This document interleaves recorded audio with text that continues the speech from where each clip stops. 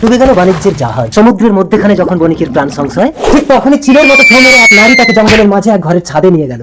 আমাকে মৃত্যুর হাত থেকে বাঁচালে কে তুমি? এ আমাকে কোন দেশে আনলি? বণিক ছাদের সিঁড়ি দিয়ে নিচে নামতে নামতে দেখলো সেই ঘরের 40টি অপরূপ সুন্দরী মেয়ে, যাদের কোনো পুরুষ নেই, অথচ সকলের ডান চোখ কানা। শোনো, বলছি একটা কথা জিজ্ঞাসা করবো? না, আমাদের 40 জন নারীর কোনো পুরুষ নেই, আর আমাদের সকলের ডান চোখ কানা। যেদিন তুমি এর কৌতূহল জানতে চাইবে, সেদিন তোমার ভয়ঙ্কর বিপদ হবে।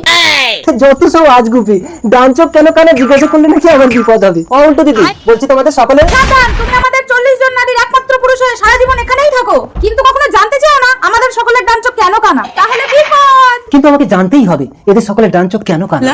ও ঘন্টা সুন্দরী, আমাদের সকলের ডান চোখ কেন কানা এটাই জানতে চাও তো?